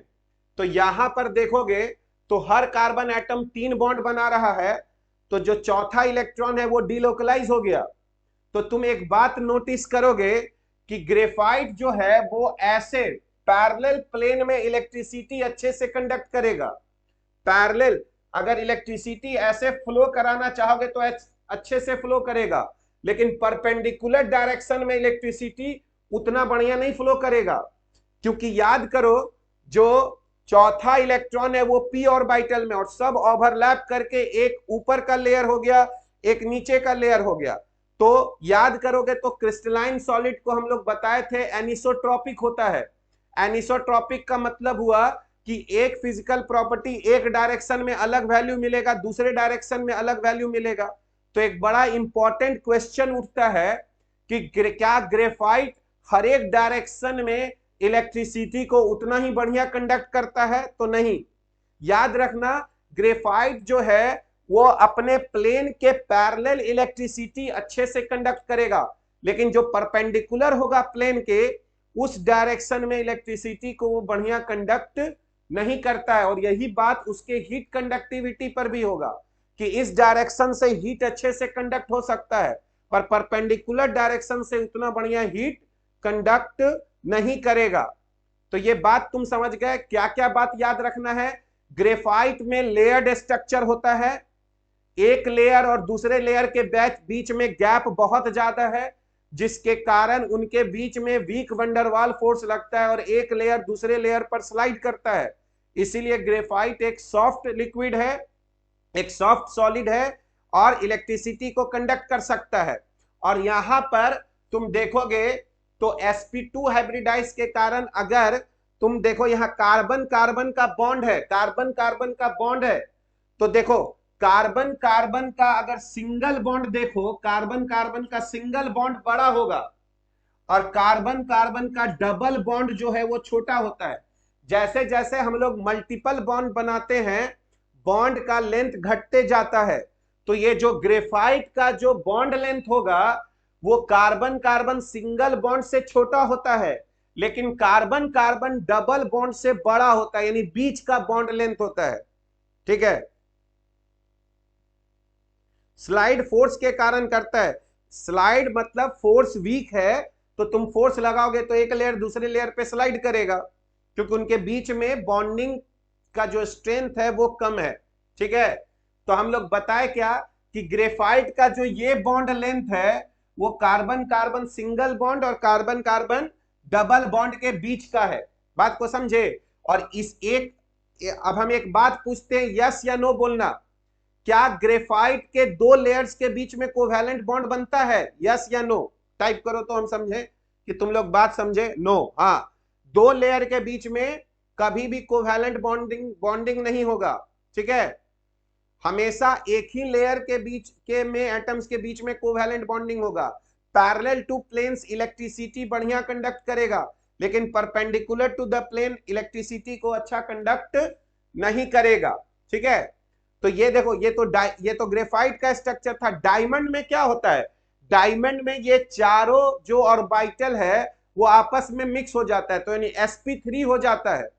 और इसीलिए डायमंड में हर कार्बन एटम 4 बॉन्ड बनाता है और उसके पास कोई फ्री इलेक्ट्रॉन नहीं हो पाता है। और यही कारण है कि जो डायमंड जो है वो बैड कंडक्टर हो जाता है इलेक्ट्रिसिटी का, पर गुड कंडक्टर है हीट का। तो अभी हम लोग उसको भी लिखेंगे, है ना। पहले ये हम लोग एक फोटो इसका ले लेते हैं।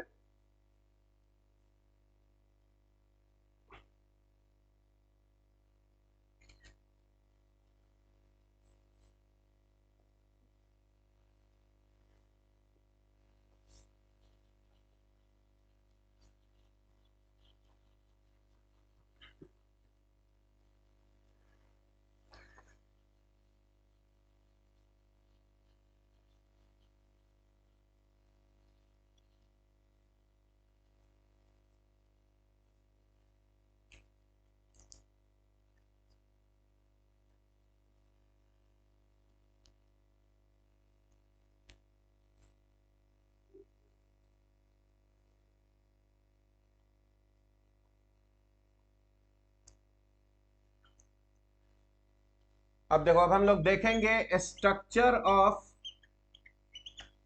डायमंड।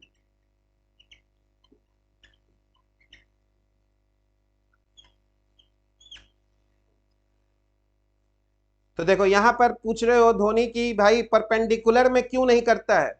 तो अगर तुमको कुछ पता है ऑर्बिटल के बारे में, तो अगर तुम ध्यान से पढ़ोगे तो जैसे बेंजीन में हम तुमको बताए थे, मान लो जैसे बेंजीन में बताए थे कि जो ऑर्बिटल्स है ये ऊपर का ऊपर के साथ जुड़ जाएगा मान लो, और नीचे का नीचे के साथ जुड़ जाएगा। तो इलेक्ट्रॉन्स ऐसे रीजन में आएगा ना, तो इस रीजन में इलेक्ट्रॉन्स आसानी से फ्लो करेगा, परपेंडिकुलर रीजन में नहीं कर पाएगा। बात को समझ में आया? यहां ऑर्बिटल्स ओवरलैप करके सब जुड़ के एक रीजन बना देगा जिसमें इलेक्ट्रिसिटी फ्लो करेगा। परपेंडिकुलर में ऑर्बिटल्स का ओवरलैप नहीं हो रहा है, इसीलिए फ्लो नहीं करेगा। समझ में बात आया?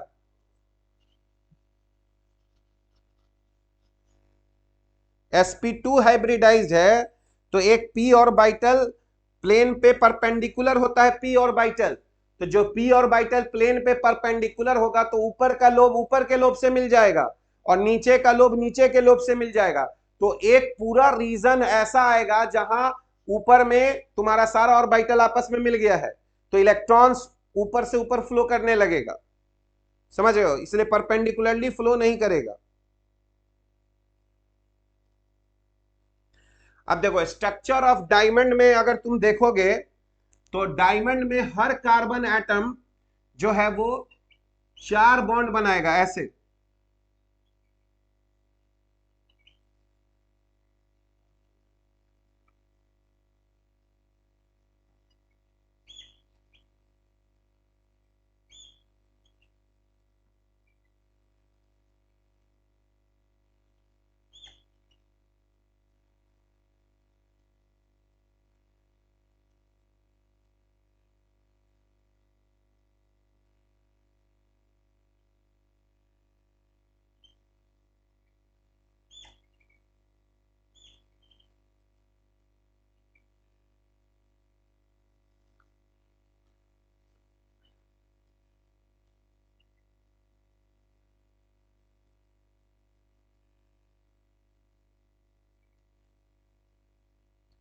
ऐसे जो है 3 डायमेंशनल, है ना। ऐसा नहीं समझना कि कहीं 3 बॉन्ड बना दिए तो समझना कि 3 ही बना रहा है, नहीं। अब इतना बनाते जाएंगे तो सब सब तो ऐसे ही बढ़ते चला जाएगा, ठीक है। बस ऐसे समझना कि डायमंड में क्या है कि हर कार्बन एटम क्या करता है। हाँ, डायमंड में क्या है, हर कार्बन एटम कितना बना, कितना कितना बॉन्ड बनाता है हम लोग को, तो कहेंगे कि इन डायमंड जो है, इन डायमंड जो है each carbon atom in diamond, each carbon atom is bonded to four other carbon atoms। और जब भी कोई कार्बन 4 कार्बन एटम से जुड़ा रहेगा सिंगल बॉन्ड से, तो उसको हम लोग sp3 हाइब्रिडाइज्ड बोलते हैं उस कार्बन को। Carbon atoms to form a three-dimensional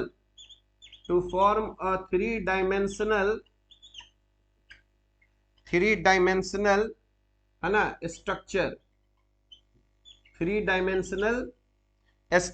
यह 3 डायमेंशनल है, जबकि ग्रेफाइट में 2 डायमेंशनल है ना लेयर्ड स्ट्रक्चर था। ठीक है, इन डायमंड अगर देखा जाए, इन डायमंड, ठीक है, the carbon atoms are strongly bound to each other. ये इनके बीच में बहुत ही स्ट्रॉन्ग कोवैलेंट बॉन्ड होता है, बॉन्ड टू ईच अदर। ठीक है, the strong covalent bonding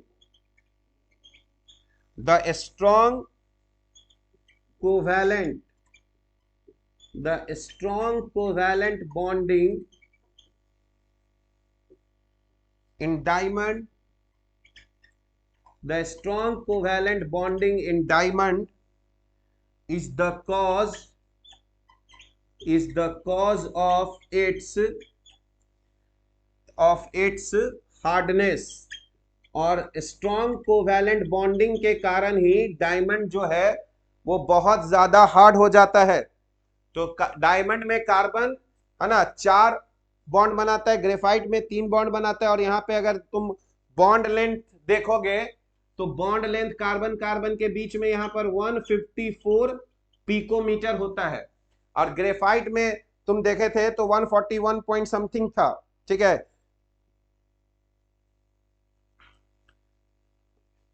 Amarnath तो यार ओनली 53 स्टूडेंट्स, उससे क्या फर्क पड़ता है बाबू, 2 स्टूडेंट रहेगा तो भी पढ़ाना है ना, तुम पढ़ने पे ज्यादा फोकस करो।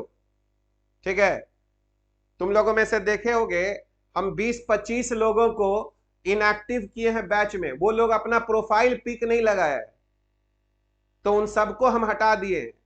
मतलब तुम सोचो कि ये एक कोचिंग का ऐप है, तो कोई लड़का क्या करता है, फोटो जब लगाता है तो वो मुंह का ना लगाकर देह हाथ का लगा देता है, पैर का लगा देता है ना, तो उन सबको हम ब्लॉक कर दिए हैं। हालांकि सबका एडमिशन हुआ है। मतलब तुम अगर पढ़ाई कर रहे हो ना, तो तुम्हारा फेस से ना हमको मतलब है, तुम बाइक पे बैठे हुए हो, कार पे बैठे हुए हो, कहां बैठे हो, उससे क्या मतलब है। तो जो लोग भी प्रॉपर प्रोफाइल पिक नहीं लगाएंगे ना, उनको हम ब्लॉक कर देंगे। ठीक है, जिनको बुकलेट चाहिए तुम आके कोचिंग में से ले सकते हो बुकलेट। ठीक है, जिनको बुकलेट चाहिए उनको कोचिंग में से आके है ना ले सकते हो। तुमको हम बताए कि देखो, जब हम अभी एक एनिमेटेड वीडियो हम डाले हैं, तुम्हारे बैच में 350 लोग हैं, जो हम एनिमेटेड वीडियो डाले हैं, तो वो वीडियो को करीब 70 to 75 लोग देखा। अब बाकी लोग देखा ही नहीं है, बाकी लोगों को हम ब्लॉक कर चुके हैं, उनको पता भी नहीं कि वो ऐप पर नहीं है। तो जिसका इंटेंशन पढ़ाई ही नहीं होगा, उससे कोई मतलब नहीं है, वो क्लास करे नहीं करे। बहुत लोग के पास उतना डेटा नहीं है, तो वो लोग रिकॉर्डेड देखते हैं, समझ गए। तो इसीलिए ये सब से नहीं कि कितने लाइव हैं कितने नहीं है, है ना। हम लोग में बाद में 10 दिन के बाद हो सकता है 5 ही लड़का लाइव रहे, बाकी सबका क्लासेस शुरू हो जाए, नहीं करना चाहे, रिकॉर्डेड देखना चाहे, क्या दिक्कत है, क्या फर्क पड़ता है उस सबसे, है ना। हम लोग यहाँ पर देख रहे हैं, हम लोग लाइव क्लास हम लोग यहाँ पर, है ना, जब तक कोचिंग नहीं खुलेगा ऑफलाइन तब तक हम लोग को लेना है, ताकि तुम लोगों का जो पढ़ाई है वो हर्ज नहीं हो। ठीक है, तो यहां पर तुम देखो कि डायमंड में क्रिस्टल तुम्हारा 3 डायमेंशनल स्ट्रक्चर है, क्योंकि याद करो अगर कोई कार्बन 4 बॉन्ड बनाएगा तो वो प्लेन में नहीं रह पाएगा, वो स्पेस में रहता है, उसी को टेट्राहेड्रल स्ट्रक्चर बोलते हैं जब कार्बन 4 बॉन्ड बनाता है। तो ठीक है, तो डायमंड में जो है वो हमारा 3 डायमेंशनल स्ट्रक्चर है, ग्रेफाइट में 2 डायमेंशनल लेयर्ड स्ट्रक्चर है। और याद करो एक बहुत इंपॉर्टेंट हम लोग बात डिस्कस किए थे कि diamonds are bad conductor of electricity, है ना, क्योंकि उनके पास फ्री इलेक्ट्रॉन्स ही नहीं है। Are bad conductor of electricity but good conductor of heat due to strong covalent bonds. जिसमें भी बॉन्डिंग बहुत स्ट्रॉन्ग होता है ना, तो उसमें जब तुम हीट देते हो तो बॉन्डिंग में भी वाइब्रेशंस होता है, जिसके थ्रू हीट का, है ना, फ्लो हो सकता है एक जगह से दूसरे जगह की ओर में। तो इसीलिए तो तुम नहीं आओगे 150 किलोमीटर दूर हो, तो इसीलिए तो हम लोग पीडीएफ डाल रहे हैं ना, इसीलिए पीडीएफ डाल रहे हैं। जिसको जरूरत है ले सकता है, नहीं ले, है ना, जो आ सकता है ले लेगा, है ना। पीडीएफ डालते हैं, नोट्स डालते हैं, इसी सब के लिए ना डालते हैं बाबू, कि जो दूर है वो उसको कोई दिक्कत नहीं हो, उसको कोई कमी नहीं हो। तुम लोग सारा फालतू का बात अभी ये पूछते हो क्लास के टाइम में, बाकी 24 घंटा में चैट पे भी पूछ सकते हो, है ना। कोई बोलेगा ऑर्गेनिक कब होगा, इनऑर्गेनिक कब होगा, सॉल्यूशन कब होगा, सब फालतू बात अभी ये 1.5 घंटा के क्लास में पूछ लियो, है ना। अगले दिन से ये सब डाउट हम लोग इंटरटेन नहीं करेंगे, समझ गए। और जिसको डाउट होगा तुम चैट पे पूछो, हम तुमको कॉल करके वापस बताएंगे, है ना। तो diamonds are bad conductor of electricity होगा, but good conductors of heat होगा due to strong covalent bonds. तो ये हम लोगों का स्ट्रक्चर था किसका, डायमंड का, ठीक है। तो देखो ये हम लोगों का सॉलिड्स के कुछ प्रॉपर्टीज, कुछ टाइप्स, उनके फीचर्स के बारे में था जो हम लोगों ने यहां पर खत्म किया, ठीक है। अब हम लोग को एक अलग टॉपिक के बारे में डिस्कस करना है, जिसमें से तुम लोग नाम सुने होंगे, जो लोग एनसीईआरटी का किताब पढ़ रहे होंगे तो देखे होंगे कि वहां पर एक वर्ड लिया गया है क्रिस्टल लैटिस या फिर स्पेस लैटिस, ठीक है, क्रिस्टल लैटिस और स्पेस लैटिस। तो अब हम लोग सॉलिड स्टेट को, है ना, अब हम लोग और थोड़ा डीपली पढ़ेंगे। तो देखो जो हम अभी एनिमेशन डाले थे वो इसी पार्ट के लिए डाले थे, जो हम लोग अभी तुमको सुबह में भेजे थे। जो लोग देखे होंगे उनको समझ में आएगा, जो लोग नहीं देखे होंगे जाके फिर से देखोगे, है ना। तो एक बात बताओ, हम लोग अभी तक डिस्कस कर चुके हैं कि जो सॉलिड्स होते हैं उसमें कॉन्स्टिट्यूएंट पार्टिकल्स या तो एटम्स होंगे, या तो मॉलिक्यूल्स होंगे, या तो आयंस होंगे, और उनका एक डेफिनिट ऑर्डर में उनका अरेंजमेंट होता है। तो तुमको क्या लगता है सॉलिड्स में जो कंस्टिट्यूएंट पार्टिकल्स है उनकी संख्या हम लोग 5 बोले, 10 बोले, 50 बोले, या बहुत ज्यादा, और बहुत ज्यादा कोई इनफाइनाइट बोल दिया जाता है। यानी हीट कंडक्ट करने के लिए इलेक्ट्रॉन्स की जरूरत नहीं होती है ना। तुम पढ़े होगे ना कन्वेक्शन से भी हीट ट्रांसफर होता है, सर पढ़ाए होंगे रेडिएशन से भी हीट ट्रांसफर होता है, ठीक है। सन से हीट आ रहा है अर्थ में, इलेक्ट्रॉन्स के थ्रू थोड़े आता है ना। हीट का कंडक्शन जो है वो बहुत डिफरेंट तरीका है ना। चलो, तो हम यहां पर बता रहे थे कि तुम क्या बोलते हो, सॉलिड्स में जो कॉन्स्टिट्यूएंट पार्टिकल्स हैं उनको फाइनाइट बोला जाए या इनफाइनाइट बोला जाए। बहुत सारे पार्टिकल्स हैं, बताओ क्या बोला जाए, फाइनाइट बोला जाए, इनफाइनाइट। 10-20 पार्टिकल्स होंगे कि बहुत सारा, बहुत सारा, क्लोज टू इनफाइनाइट, बहुत बढ़िया, है ना। तो देखो इसका मतलब यह हुआ कि कोई भी जो क्रिस्टलाइन सॉलिड जो हम लोग पढ़ेंगे, याद करो हम लोग पढ़े हैं कि क्रिस्टलाइन जो सॉलिड होते हैं वो मोनोक्रिस्टल भी हो सकते हैं और पॉलीक्रिस्टलाइन भी होते हैं। तो जब भी हम क्रिस्टल वर्ड यूज करें, क्रिस्टल, तो क्रिस्टल का मतलब तुम सॉलिड समझना, क्रिस्टलाइन सॉलिड। क्रिस्टल का मतलब क्रिस्टलाइन सॉलिड। अब क्रिस्टल में पार्टिकल्स की संख्या कितनी है? तो पार्टिकल्स का संख्या तो इनफाइनाइट है, बहुत सारा है। तो सॉलिड कब बनेगा? जब हम लोग उन सारे कॉन्स्टिट्यूएंट पार्टिकल्स को, है ना, एक रेगुलर मैनर में आपस में अरेंज करें, तभी हम लोगों को सॉलिड बनेगा। तो अब एक बात देखो, सपोज करो तुमको, तुम्हारे पास एक फ्लोर है, ठीक है, और उस फ्लोर पे मान लो हमको रेक्टेंगुलर टाइल्स लगाना है, ठीक है। तुम एनसीईआरटी पढ़े होगे तो ये एग्जांपल दिया है। तो मान लो मेरे पास एक फ्लोर है जिसमें हम लोग रेक्टेंगुलर टाइल्स लगाना है फ्लोर पे। तो जो भी हम लोगों के पास जो भी, है ना, टाइल्स लगाते हैं, ठीक है, जो कारीगर होता है वो तुरंत टाइल्स को कट करके लगाना नहीं शुरू करेगा। वो पहले क्या करेगा, इस पूरे रूम का मेजरमेंट लेगा और उसके बाद वो देखेगा कि कहीं कहीं मार्किंग करेगा कि हमको यहां यहां, वो मार्किंग करेगा और वो मार्किंग पर कहेगा, सोचेगा कि हमको टाइल्स लगाना है, ठीक है। तो वो जो तुम टाइल्स को रिप्रेजेंट कर दिए छोटे छोटे पॉइंट से, मार्किंग किया गया, ठीक है, उसी तरह सॉलिड में तुम्हारे पास कंस्टिट्यूएंट पार्टिकल्स, एटम्स हैं, मॉलिक्यूल्स हैं, आयंस हैं, जो स्फेरिकल शेप में होते हैं। तो उनको पूरे स्फेयर को हटा दिया गया और पूरे स्फेयर को हटाकर वहां पे खाली डॉट डॉट डॉट डॉट दिखाया गया, मार्किंग किया गया। यानी अगर तुम्हारे पास कोई सॉलिड का स्ट्रक्चर बनाना है तो तुम ऐसे सोचते हो कि जो हमारे पास इनफाइनाइट नंबर ऑफ जो कंस्टिट्यूएंट पार्टिकल्स है उसको हटाकर तुम सोचते हो कि मेरे पास इनफाइनाइट नंबर ऑफ पॉइंट्स है और हर एक पॉइंट को तुम एक कंस्टिट्यूएंट पार्टिकल मानते हो और तुम सोचते हो कि भाई अब हमको यही इनफाइनाइट नंबर ऑफ पॉइंट्स है जिसको स्पेस में अरेंज करना है। तो अगर हम उस इनफाइनाइट पॉइंट्स को स्पेस में अरेंज कर देंगे तो हमारा वो सॉलिड बन जाएगा, क्योंकि उसी पॉइंट पे हम जाके फिर एटम को डाल देंगे। जैसे एक रूम में क्या किया गया, टाइल्स लगाना था तो पहले मार्किंग किया गया, dot dot dot dot, centre को मार्किंग किया गया।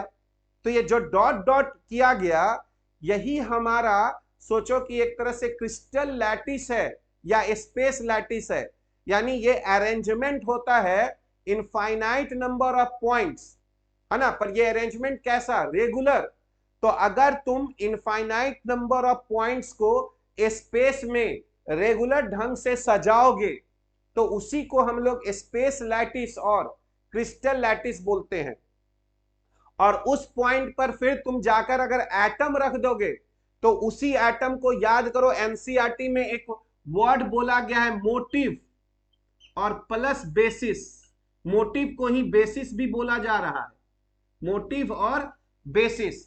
जैसे जो मार्बल, जो तुम मार्बल लगा रहे हो रूम में, मार्बल्स हो गया कौन सा, मोटिव। और जो पॉइंट तुम लगाए रूम में, ये पॉइंट हो गया क्रिस्टल लैटिस या स्पेस लैटिस, क्रिस्टल लैटिस या स्पेस लैटिस। तो ये जो पॉइंट्स को तुम सजाए वो क्रिस्टल लैटिस या स्पेस लैटिस हो गया। और अब इसी पॉइंट्स पे जाके मोटिव यानी वो टाइल्स को रख दोगे। यानी क्रिस्टल लैटिस जो है, लैटिस स्ट्रक्चर जो है वो दो भाग में बट गया। एक तो पॉइंट्स पहले लेना है और पॉइंट्स के ऊपर में हमको अपना एटम, मॉलिक्यूल्स, आयन या टाइल्स या कुछ भी रख देना है। इसी को मोटिव कह रहे हैं। जो स्ट्रक्चरल यूनिट है वो मोटिव है या बेसिस है, और जो पॉइंट्स है जहां मार्किंग किया गया है वही मार्किंग क्रिस्टल लैटिस या स्पेस लैटिस है। बताओ ये बात समझ में आया हम क्या बोले? एक सॉलिड को बनाने के लिए पहले हम लोग, या उसके स्ट्रक्चर को समझने के लिए पहले हम लोग इनफाइनाइट नंबर ऑफ पॉइंट्स लेंगे और उसको स्पेस में सजाएंगे। उसको हम लोग कहते हैं स्पेस लैटिस और क्रिस्टल लैटिस। और फिर हर एक पॉइंट पर हम लोग अपना एटम रख देंगे या मॉलिक्यूल्स या आयंस रख देंगे। अभी एक्सप्लेन करेंगे दिव्यांश, घबराओ नहीं। देखो हम क्या बताने की कोशिश कर रहे हैं बाबू, कि मेरे सॉलिड्स में, मेरे पास जो सॉलिड है उसमें इनफाइनाइट नंबर ऑफ पॉइंट्स है, ठीक है। इनफाइनाइट का मतलब क्या हुआ, उसमें पार्टिकल्स की संख्या बहुत ज्यादा है, ठीक है। अगर तुम किसी का 1 ग्राम भी लेते हो तो उस 1 ग्राम में उतने पार्टिकल्स है जितना इस धरती पर आदमी नहीं है। तो ऑब्वियसली बहुत सारी संख्या है, बहुत सारा संख्या को इनफाइनाइट बोल दिया गया, ठीक है।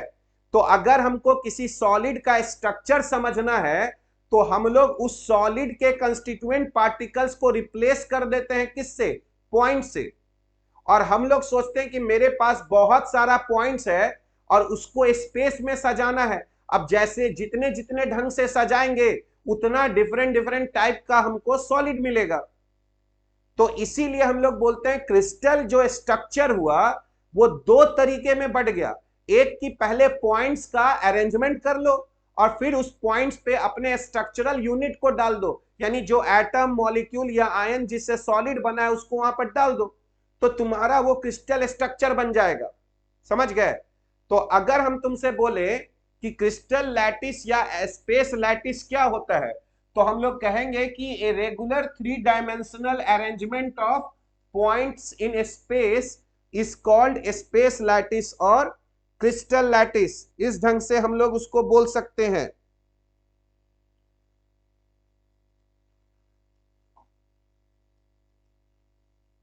ठीक है।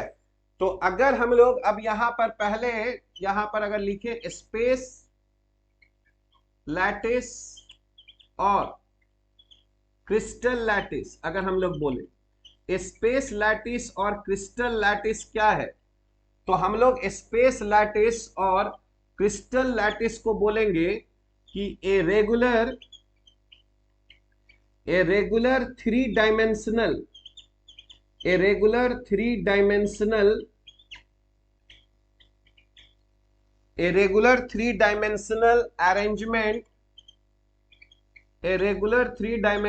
अरेंजमेंट ऑफ पॉइंट्स, यहां पे समझेंगे इनफाइनाइट पॉइंट्स है। A regular 3 dimensional arrangement of points in space is called space lattice और क्रिस्टल लैटिस।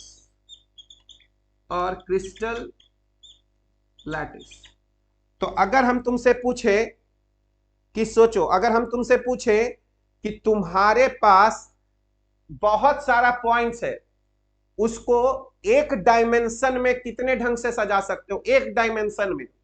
तो अगर सपोज करो मेरे पास बहुत सारा पॉइंट्स है, तो हम 1 डायमेंशन में क्या करेंगे, पॉइंट्स को रेगुलर डिस्टेंस पे प्लॉट करेंगे। ऐसे पॉइंट्स को रेगुलर है ना डिस्टेंस पे प्लॉट करेंगे। तो ये हमारा हो गया, सोचो ये हो गया 1 डायमेंशन में, ये हो गया 1 डायमेंशन में हम पॉइंट्स को एक ढंग से ही रिप्रेजेंट कर पाएंगे 1 डायमेंशन में, है कि नहीं बात।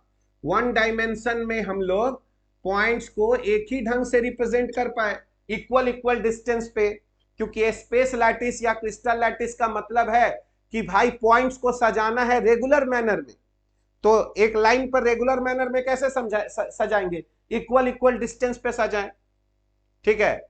लेकिन यही देखो, जब तुम 2 डायमेंशन में जब आओगे तो कितने ढंग से सजाया जा सकता है 2 डायमेंशन में। तो देखो 2 डायमेंशन में तुम ऐसे सजा सकते हो कि तुम्हारे पास 1 पॉइंट, 2 पॉइंट, 3 पॉइंट, ऐसे है 4, यहां पर फिर ऐसे रखो, अब फिर यहां पर ऐसे रखो 2 डायमेंशन में।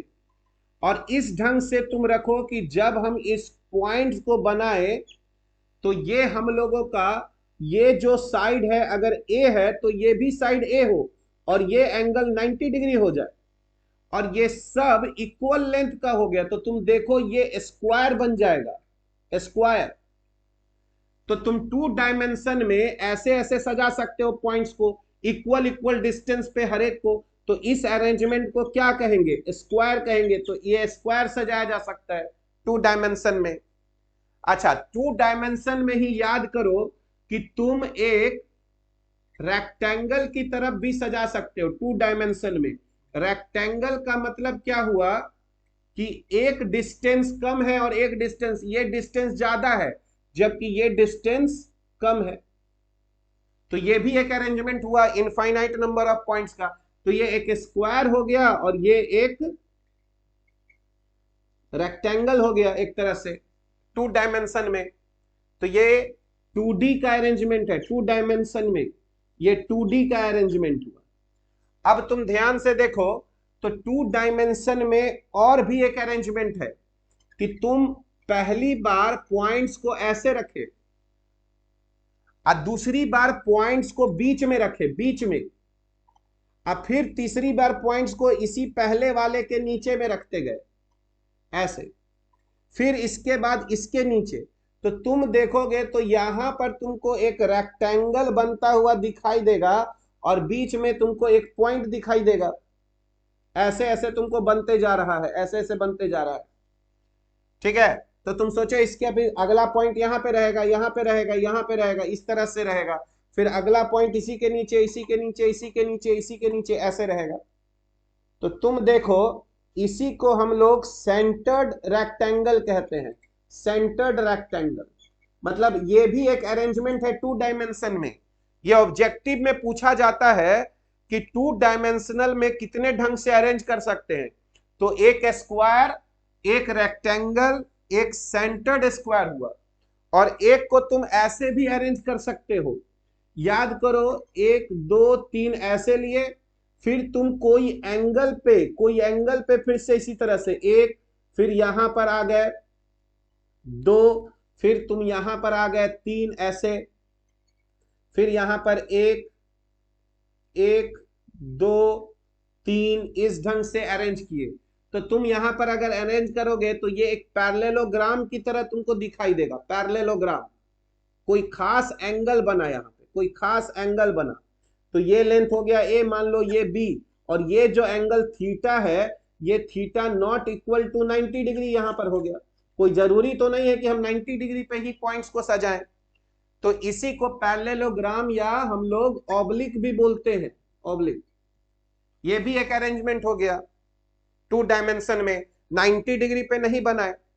और एक और अरेंजमेंट होता है जिसमें तुम ऐसा एक पॉइंट रखे ऐसा, और दूसरा जो है तुम यहां पर ऐसे रखे, फिर तीसरा जो है तुम सोचो उसी तरह यहां पर रखना शुरू किए ऐसे। तो अगर तुम इसको मिलाओगे तो तुमको एक हेक्सागन टाइप का बनता हुआ दिखाई देगा, हेक्सागन। तो ये हमारा एक हेक्सागोनल भी बनता है, और ये सब 2 डायमेंशन में है। बताते हैं अभी हम ये सब कितने डायमेंशन में है, 2 डायमेंशन में है। देखो अगर हम तुमसे पूछे कि तुम्हारे पास इनफाइनाइट पॉइंट्स है, इसको कैसे सजाओगे, तो तुम कहोगे कि इसको हम एक ढंग से सजाएंगे। तो ये एक रो बन गया इतने पॉइंट्स को। तो अब जो दूसरा रो बना, सपोज करो मेरे पास ये एक फर्स्ट रो है, सपोज करो ये फर्स्ट रो है, ऐसे फर्स्ट रो है।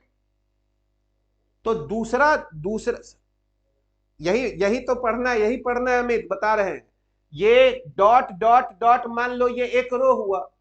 अब हम कह रहे हैं कि मेरे पास दूसरा रो है, ऐसे ही पॉइंट्स का दूसरा रो है, वो कैसे रखोगे। तो वो हो सकता है तुम क्या करो, दूसरे रो को ऐसे रखो कि जो डिस्टेंस यहां पर है उतना ही डिस्टेंस ऊपर में ले जाके रख दिए। तो एक रो ऐसे रखे तो दूसरे को ऐसे रख दिए। तो अगर ये डिस्टेंस सेम रहा तो ये स्क्वायर बन गया। लेकिन हो सकता है हम दूसरा रो को यहां पे ना रख के थोड़ा और दूरी पे रख दें, ये भी तो रेगुलर अरेंजमेंट है, लेकिन तब ये स्क्वायर ना बनकर ये रेक्टेंगल बन जाएगा।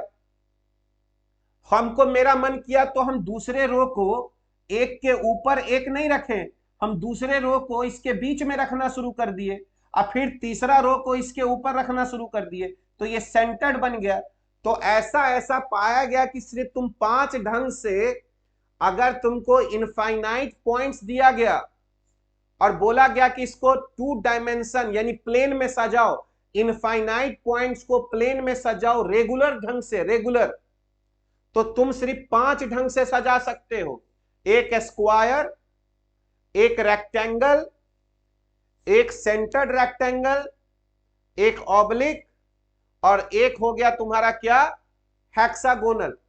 सिर्फ 5 ढंग से हम इनफाइनाइट पॉइंट्स को प्लेन में स्पेस में नहीं बोल रहे हैं, प्लेन में 5 ढंग से समझा सकते हैं। ये इसी पर वर्क किया था एक मैथमेटिशियन जिसको हम लोग कहते हैं ब्रेविस, और उसी के नाम पे बोला गया कि जो 5 हमारे पास ब्रेविस लैटिसेस है इन 2 डायमेंशन। तो 2 डायमेंशन में कितने ब्रेविस लैटिसेस हैं, 5, और आगे चल के पढ़ेंगे कि 3 डायमेंशन में 14 होता है। तो ये बहुत इंपॉर्टेंट पॉइंट है। ऑब्लिक का मतलब क्या हुआ, तुम एक बात बताओ, एक प्लेन में तुम हमेशा रेक्टेंगल बनाते हो, स्क्वायर बनाते हो, कि पैरेललोग्राम भी बना सकते हो? तो ऑब्लिक का मतलब पैरेललोग्राम हो गया, ठीक है। तो तुम रेक्टेंगल भी बनाओगे, स्क्वायर भी बनाओगे, और उसके बाद हाँ 1 प्लेन में 5। तो ये बहुत इंपॉर्टेंट पॉइंट है कि देयर आर 5 टाइप्स ऑफ, है ना, ब्रेविस, साइंटिस्ट के नाम पे Bravais lattices in 2 dimension, in 2 dimension. तो स्पेस लैटिस को ही हम लोग, है ना, sir why only this shapes, और भी तो हो सकता है, तुम और करके बता दो दिव्यांशु, तुम और करके कोई बताओ, तुमको यही मिलेगा। रेगुलर ढंग से अरेंजमेंट करना है, रेगुलर ढंग से, तो जो भी तुम अरेंजमेंट करोगे ना वो ऑब्लिक में ही आ जाएगा। इनफाइनाइट पॉइंट्स को रेगुलर ढंग से अरेंज करो, ठीक है, तो तुम्हारे पास सिर्फ 5 ही अरेंजमेंट आएगा। उसी तरह कोई तुमसे बोलेगा कि तुम्हारे पास इनफाइनाइट नंबर ऑफ पॉइंट्स है, उसको स्पेस में रेगुलर ढंग से सजाओ, ठीक है, तो तुमको पता चलेगा कि हम इनफाइनाइट नंबर ऑफ पॉइंट्स को स्पेस में सिर्फ 14 तरीके से ही सजा सकते हैं। यानी मेरे पास सिर्फ 14 टाइप्स के, है ना, स्पेस लैटिसेस या क्रिस्टल लैटिसेस या फिर ब्रेविस लैटिसेस हो सकता है, सिर्फ 14 से 15 नहीं होगा, समझे? क्योंकि जो तुम पॉइंट्स को सजा रहे हो ना वो एक खास ऑर्डर में ही होना है। इसीलिए हम लोग यहां पर कह रहे हैं कि 2 डायमेंशन में कितने ढंग से हम लोग सजा सकते हैं, 5 ढंग से सजा सकते हैं। 3 डायमेंशन में 14 तरीके से, पर वो नेक्स्ट क्लास में हम लोग यहां पर पढ़ेंगे। और अभी हम एक और बात जो बताए थे, एक वर्ड हम यूज किए थे, अगर तुम लोग को याद होगा तो एक वर्ड हम यूज किए थे, मोटिव, ठीक है, बेसिस और मोटिव, ठीक है। उसके बारे में हम लोग क्या लिखेंगे, तो जो स्ट्रक्चरल यूनिट है, द स्ट्रक्चरल यूनिट, यानी वो, ये जो डॉट है, ये डॉट तो पॉइंट है, पर ये एटम हो सकता है, मॉलिक्यूल हो सकता है, आयन हो सकता है, उसी को स्ट्रक्चरल यूनिट बोल रहे हैं। The structural unit is called basis, और इसी को मोटिव, बेसिस और मोटिव बोलते हैं। इसका मतलब है कि जो क्रिस्टल स्ट्रक्चर है, जो हमारा क्रिस्टल स्ट्रक्चर है, क्रिस्टल स्ट्रक्चर को हम लोग, जो क्रिस्टल स्ट्रक्चर है ये 2 चीज से मिलकर बना होता है क्रिस्टल स्ट्रक्चर। इसको एक लाइन नीचे लिखते हैं, दिखाई नहीं दे रहा है, रुक जाओ।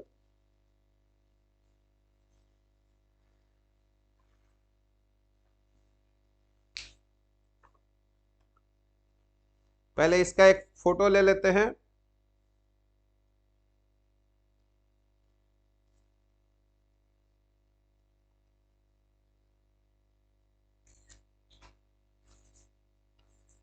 तो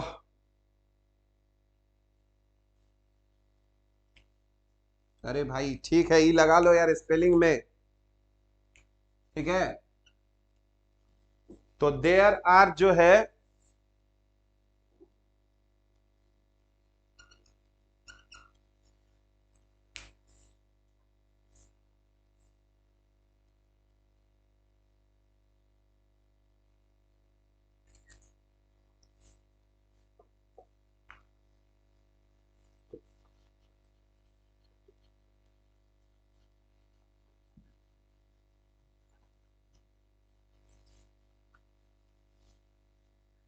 तो किसी भी सॉलिड को पढ़ने का हम लोगों को दो तरीके से हम लोग उसको बांट दिए, क्रिस्टल स्ट्रक्चर, यही लास्ट लाइन होगा। यानी समझो कोई भी जो क्रिस्टल स्ट्रक्चर हुआ, यानी कोई भी जो सॉलिड हुआ क्रिस्टल स्ट्रक्चर, ये दो भाग में बट गया। एक हो गया हम लोगों का, है ना, क्रिस्टल लैटिसेस, क्रिस्टल लैटिसेस, ये हो गया इनफाइनाइट नंबर ऑफ पॉइंट्स का स्पेस में अरेंजमेंट, क्रिस्टल लैटिसेस।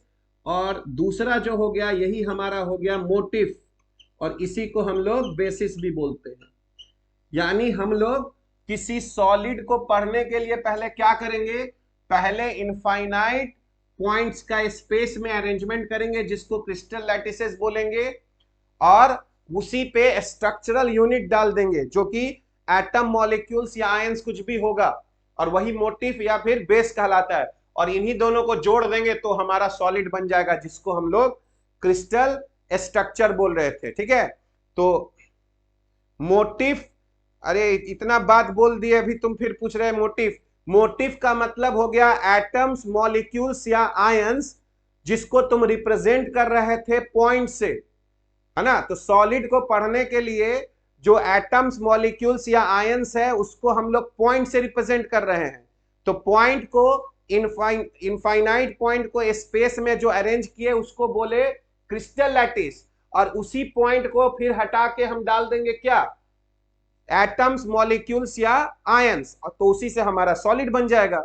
इसीलिए हम लोग सारा कुछ इस पर करेंगे, क्रिस्टल लैटिस की इनफाइनाइट पॉइंट्स का स्पेस में कैसे अरेंजमेंट करेंगे। चलो, होपफुली तुम लोगों को आज का क्लास समझ में आया होगा।